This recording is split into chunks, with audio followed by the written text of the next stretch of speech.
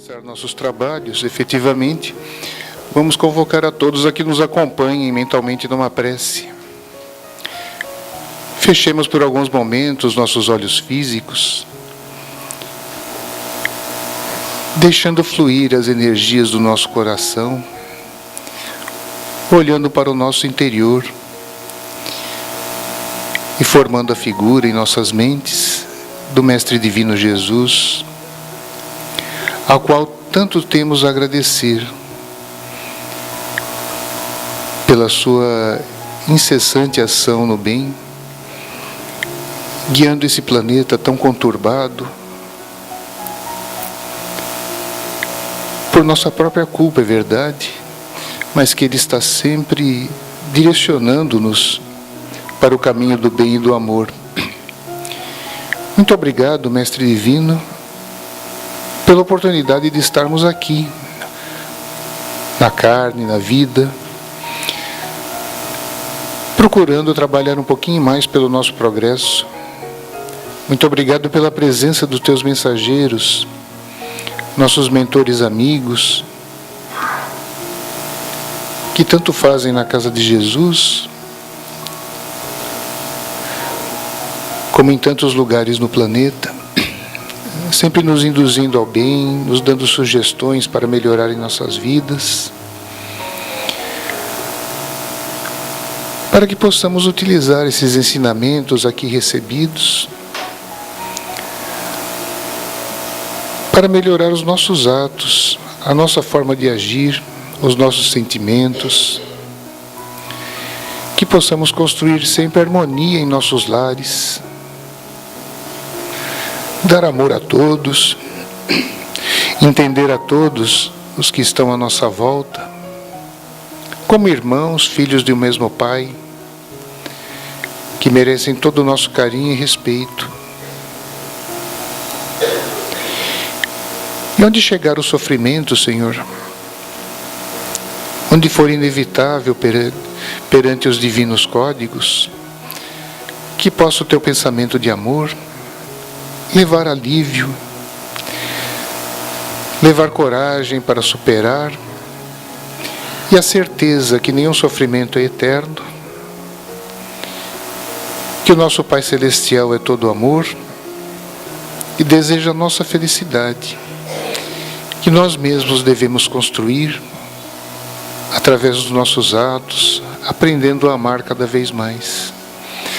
Muito obrigado mais uma vez, Mestre amigo, e dai-nos a tua permissão para iniciarmos o nosso trabalho dessa tarde. Que assim seja. Hoje nós temos a grata satisfação de ter conosco a nossa companheira trabalhadora da casa, Andrieta Viviane, que vai nos falar sobre o despertar do amor. Que de Jesus te ilumine.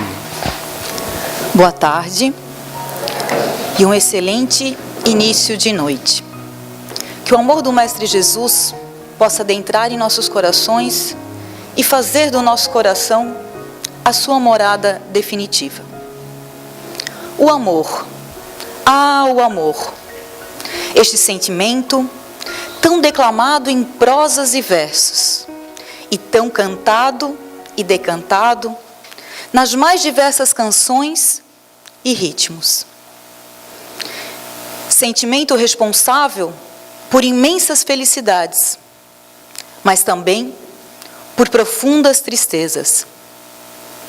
Como Paulo disse em sua carta aos Coríntios, o amor tudo sofre, tudo crê, tudo espera, tudo suporta.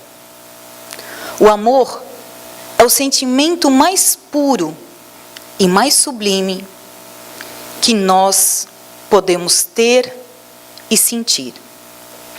O nosso Mestre Jesus, quando encarnado aqui no planeta Terra, ele pautou todos os seus atos e todos os seus ensinamentos foram em torno, com base, com fundamento neste sentimento, no amor.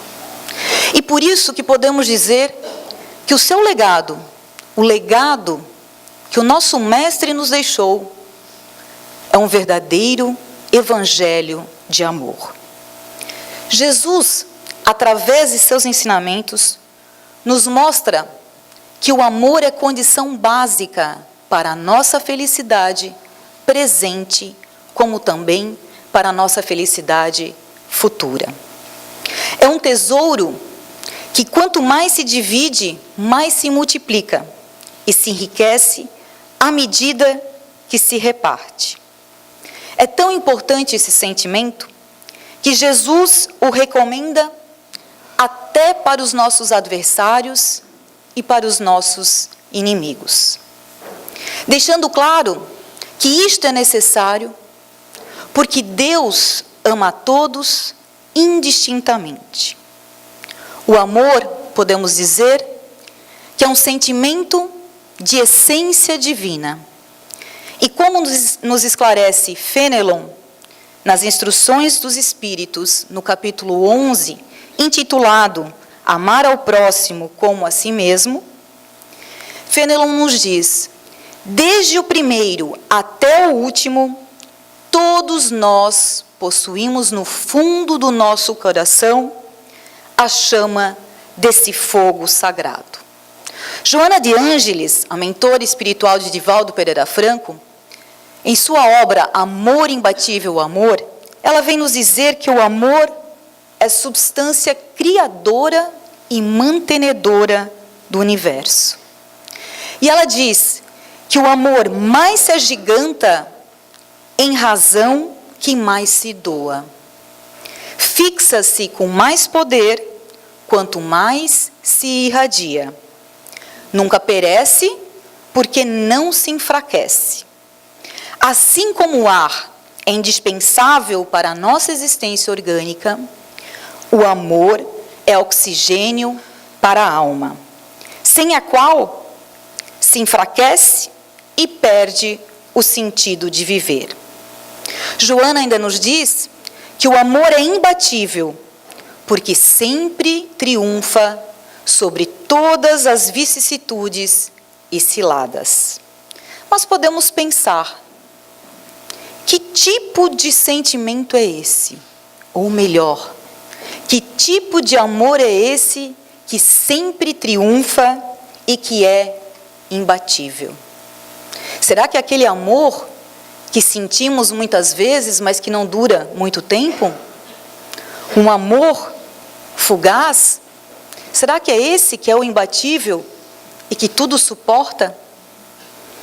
Ao analisarmos com mais atenção as palavras de Fenelon, no Evangelho segundo o Espiritismo, quando ele diz que todos nós possuímos dentro do nosso coração a chama, a centelha desse fogo, e ele vem a dizer que desde o ser mais primitivo até o mais espiritualizado terá esse sentimento. E através dessas suas palavras podemos entender que esse sentimento, ele também atravessará uma fase evolutiva. Ou seja, esse sentimento possui diversos níveis de acordo com o grau de evolução de cada um de nós. Passando por várias experiências em múltiplas existências, esse sentimento, ele vai se aperfeiçoando. E estas fases ou níveis do amor são explicadas por Joana de Ângeles nesta obra, Amor Imbatível Amor. E ela vem dizer que existem 4 fases ou 4 níveis de amor, que são o infantil, o juvenil, o compensatório e o maduro. O infantil, ela nos diz que ele se caracteriza pela ambição, posse, obsessão, dominação, ciúme, incerteza, ansiedade afetiva, cobrança de carinhos e atenções, necessidade de ser amado, egoísmo, ou seja, pensamento exclusivo em si e não no ser amado. Isso não acontece com a gente, né? Com certeza o nosso amor não é assim. Fase juvenil, que se expressa pela insegurança. A fase compensatória do amor compensatório é uma fase intermediária entre o juvenil e o maduro. É quando a gente já começa a ter a consciência de culpa. Então, quando alguém nos ama, nós sentimos a necessidade de amar em troca, porque senão nos sentiremos culpados em não retribuir este amor. O maduro, que a Joana de Ângeles chama de amor pacificador, se entrega sem reservas e faz-se plenificador. Este é permanente mesmo diante de problemas e desafios. Ele se caracteriza pela confiança, suave, doce e tranquila, pela alegria natural sem alarde, pela exteriorização do bem que se pode e se deve executar, pela compaixão dinâmica, a não posse, a não dependência e a não exigência. Difere do estado do prazer porque não é fugaz, não é momentâneo, mas sim imorredouro. As pessoas que já atingiram esse nível colocam o ser amado como sendo o ser mais importante.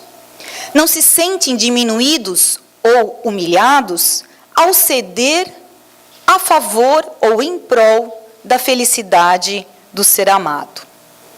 Pessoas que já atingiram o nível do amor maduro preocupam-se mais em amar do que em serem amados. O amor maduro, ele expande-se como um perfume que impregna agradável e suavemente. Isso porque ele não é agressivo e também não é embriagador. O amor não se apega, não sofre a falta, mas frui sempre, porque vive no íntimo do ser e não nas gratificações que o amado oferece. Ou seja, é o amor que nós damos sem esperar algo em troca.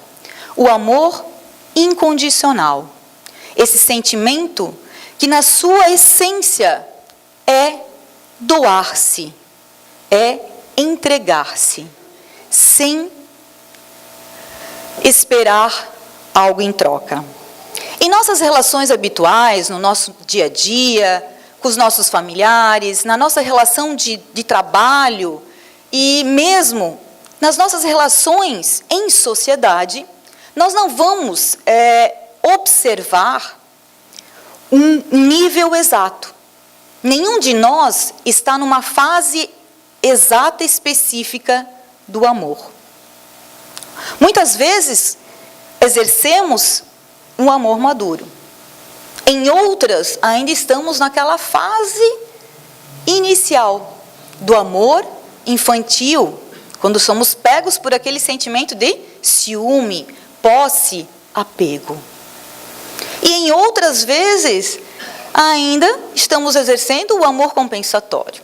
Só vou amar se serei amado. Então, de acordo com a situação, é que nós expressaremos um nível, uma fase de amadurecimento deste sentimento. Agora, o que é importante que façamos é nos observar e identificar em qual fase nós expressamos mais o nosso amor. Será que expressamos mais corriqueiramente o amor infantil, mais o juvenil, mais o compensatório ou mais o maduro? No Evangelho segundo o Espiritismo, no capítulo 11, intitulado Amar o próximo como a si mesmo, temos uma passagem em que os fariseus, sabendo que Jesus havia calado a boca dos saduceus, reuniram-se e um dos fariseus, que era o doutor da lei, fez a seguinte pergunta para Jesus para tentá-lo: Mestre, qual é o maior mandamento da lei? E Jesus respondeu: Amarás o Senhor vosso Deus de todo o vosso coração, de toda a vossa alma e de todo o vosso espírito. É o maior e o primeiro mandamento. E eis o segundo, que é semelhante àquele: amareis vosso próximo como a vós mesmos. Toda a lei e os profetas estão contidos nesses dois mandamentos. Com essa passagem, Jesus nos mostra a importância da lei do amor como mandamento maior. Jesus foi o espírito mais elevado e ilustre que encarnou no planeta Terra, nesse mundo de provas e expiações que agora está nessa sua fase de transição para um mundo de regeneração. Ele veio para nos ensinar através dos seus exemplos como amar corretamente. Para começar, Jesus obedeceu ao Pai Criador e, apesar de toda a sua elevação moral, foi humilde e também obedeceu a seu pai terreno, José. Ensinou sem parar, deixou-nos suas inúmeras parábolas que exaltam, enaltecem o perdão. E se formos pensar, o perdão não é nada mais que exercer o amor em sua plenitude. O amor pacificador é doar-se. Jesus foi um mestre da humanidade. Nas instruções dos Espíritos, ainda no capítulo 11 do Evangelho segundo o Espiritismo, temos que, no início, o homem não tem senão instintos. Mais elevado e corrompido, só tem sensações. Mais instruído e purificado, tem sentimentos.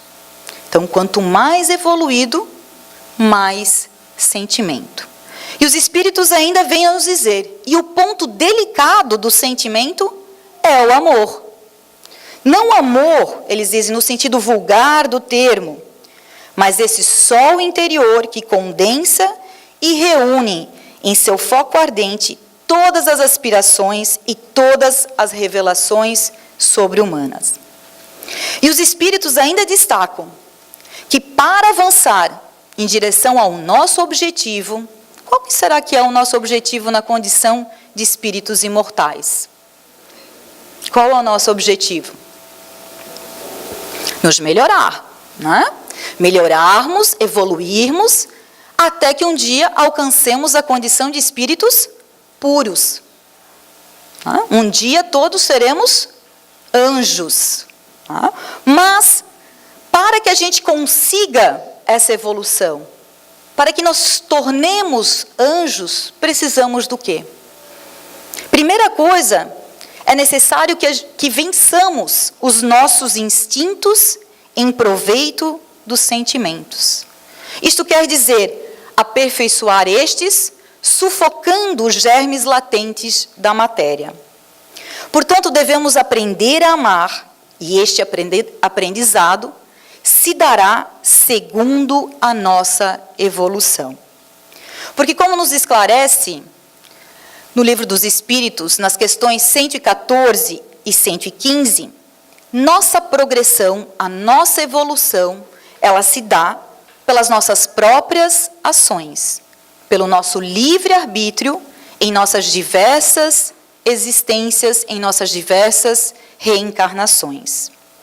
Deus criou todos os espíritos iguais, simples e ignorantes. Como também justo e misericordioso, Ele deu a todos os espíritos as mesmas condições. Condições estas que fazem com que nós consigamos crescer, evoluir, caminhar sem parar rumo ao nosso objetivo. Nossa evolução, nosso progresso, segundo o Livro dos Espíritos, ela se dá em dois aspectos. Existe o progresso moral e o progresso intelectual. E os espíritos, quando eles tratam da lei do progresso, eles nos explicam que esses dois aspectos, ou esses dois progressos, eles não caminham eles caminham paralelamente e não junto. Não é porque o indivíduo é muito intelectualizado que também será muito evoluído moralmente. Sabe-se, conforme eles nos elucidam, que é necessário, primeiramente, a nossa evolução intelectual, para que possamos ter discernimento do certo e do errado. E, através das escolhas certas, evoluirmos no nosso progresso moral. Na questão 780 do Livro dos Espíritos, eles nos dizem que o objetivo da lei do progresso é o equilíbrio entre a evolução moral e a intelectual. Joana de Ângeles, em sua obra As Leis Morais, ela diz que esse progresso ele deveria ser como se a gente entendesse o progresso moral sendo uma asa do pássaro e o progresso intelectual a outra asa. Ou seja, para o pássaro alçar voo, ele precisa estar com as duas asas em perfeito equilíbrio. E nós também. Quando nós estivermos em perfeito equilíbrio com o nosso progresso intelectual e moral, nós também alçaremos voo, na condição de espíritos puros. Este aprendizado, este equilíbrio que tanto desejamos entre esses dois aspectos do progresso, nós já sabemos que só alcançaremos com o nosso amadurecimento na condição de espíritos. E podemos pensar, o que fazer então para que a gente possa otimizar, já aproveitar ao máximo esta encarnação, para evoluirmos nos dois aspectos. E só assim, porque sabemos que só assim conseguiremos amar de forma plena. E essa resposta a gente também tem no Livro dos Espíritos, na questão 919. Quando Allan Kardec pergunta qual é a forma ou o meio mais prático de avançarmos, de evoluirmos. E os Espíritos respondem: conhece-te a ti mesmo.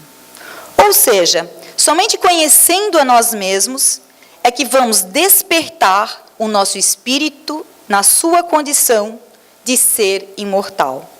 Somente conhecendo a nós mesmos conseguiremos identificar as nossas fraquezas e as nossas virtudes. E diante desse balanço de virtudes e fraquezas, nós poderemos despertar o nosso espírito para a verdadeira evolução. Ou seja, o crescimento moral através da prática do amor. Despertando para o amor, conseguiremos combater o orgulho e o egoísmo, que o próprio Mestre Jesus nos disse e nos alertou que são as verdadeiras chagas que entravam o progresso da humanidade. Dizem os espíritos superiores que de todos os vícios, aquele que se pode considerar o mais radical é o egoísmo. Inclusive dizem que ele é a negação do amor, a negação da caridade. E que do egoísmo, desse sentimento, deriva todo o mal. Por que será?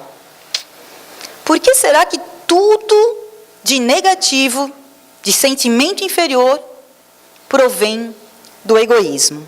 É fácil de entender. O egoísta consegue doar algo de si? O egoísta consegue amar sem ser amado? Ou independentemente de ser amado? O egoísta consegue se relacionar com o ser amado sem posse, sem apego, sem ciúmes? E aí a gente já percebe, né, que realmente o fundamento de todos os vícios é o egoísmo. Por mais que tentemos combatê-lo, nós não conseguiremos extirpar os nossos vícios se não atacarmos o mal pela raiz. Ou seja, se não combatermos em nós dia a dia o egoísmo. Como o egoísmo fundamenta-se no interesse pessoal, só poderá ser extirpado do coração à medida que o homem se instrui a respeito das coisas espirituais. Porque somente com a sua melhora moral que passará a dar menos valor aos bens materiais. E assim, menos materialistas e menos apegados, conseguiremos exercitar o amor maduro, o amor pleno, que é o patrimônio inalienável do nosso espírito imortal. Pois só através do amor, deste sentimento puro, que o homem pode galgar horizontes cada vez mais vastos na senda de sua evolução espiritual. Porque como o espírito Francisco de Monte Alverne nos esclarece em sua obra Florilégios, as penas decorrem da forma como encarardes o amor de Deus dentro de vós em relação ao vosso próximo e a vós mesmos. E Francisco de Monte Alverne ainda continua dizendo: fazei de vossa vida uma canção de amor, para que o divino amor vos libere do invólucro carnal, assim como a lagarta pesada fica tombada na terra, quando a borboleta colorida voa leve e ditosa no ar primaveril. Não podemos nos esquecer que a verdadeira felicidade aqui na terra não é efêmera. A verdadeira felicidade aqui na terra, como nos é esclarecido no Evangelho segundo o Espiritismo, não é euforia, não é exaltação. Mas a felicidade que nós podemos almejar é a paz no coração.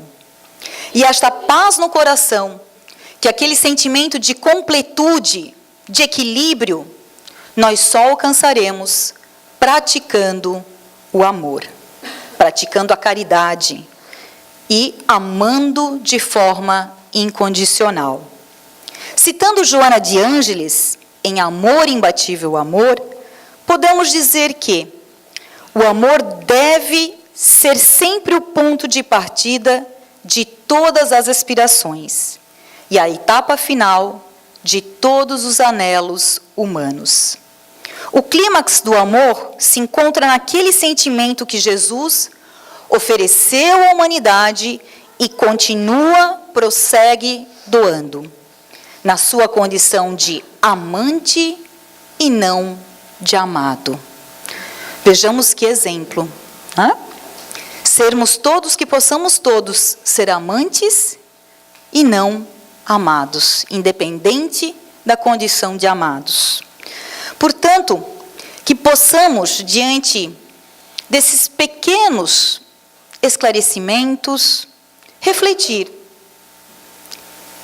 E, com base nessa reflexão, que possamos também começar a praticar efetivamente a lei do amor, este mandamento maior: amar a Deus acima de todas as coisas e ao próximo como a si mesmo, no seu real sentido de caridade.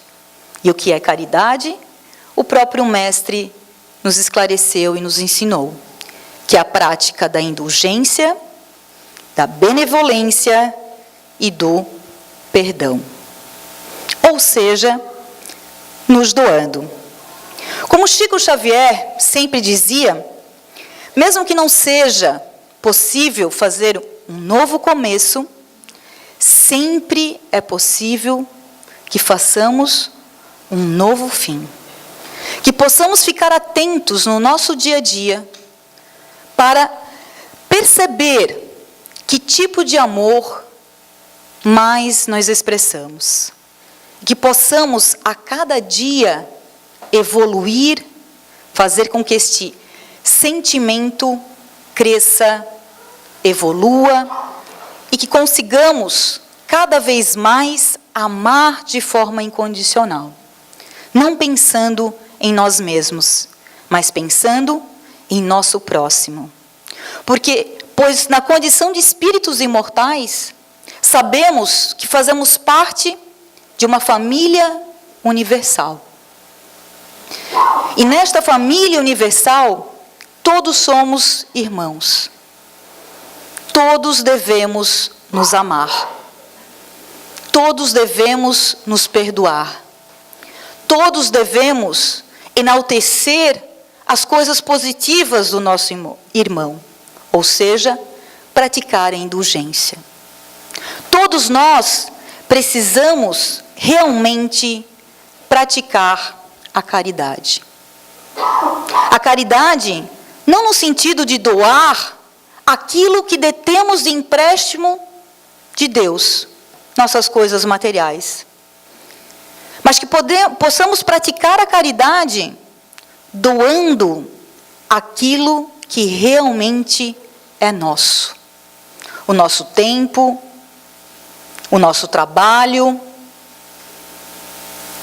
o nosso ouvido, estender a nossa mão, que possamos formar essa grande corrente da família universal, nos auxiliando mutuamente e também amando-nos como o nosso Mestre Jesus nos esclareceu, nos ensinou e nos aconselhou para que façamos em nosso dia a dia.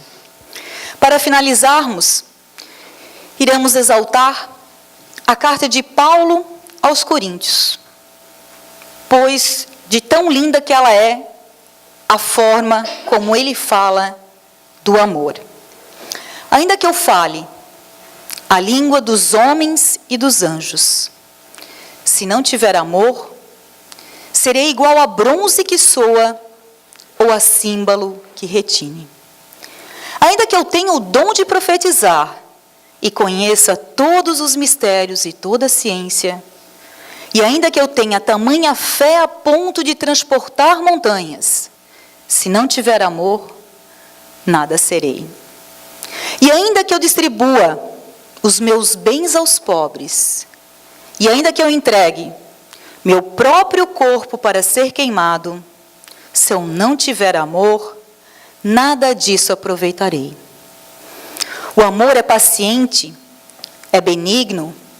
O amor não arde em ciúmes, não trata com leviandade, não se ensoberbece, não se exaspera e não ressente-se do mal. O amor não se alegra com a injustiça. Mas o amor regozija-se com a verdade.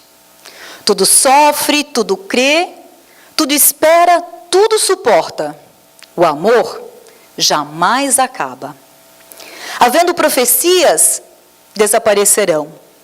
Havendo línguas, cessarão. Havendo ciência, passará. Porque em parte conhecemos e em parte profetizamos. Mas quando vier o que é perfeito em parte será aniquilado. Quando eu era menino, falava como menino e sentia como menino. Quando cheguei a ser homem, desisti das coisas próprias de menino. Porque agora vejo como num espelho, obscuramente. E então verei face a face.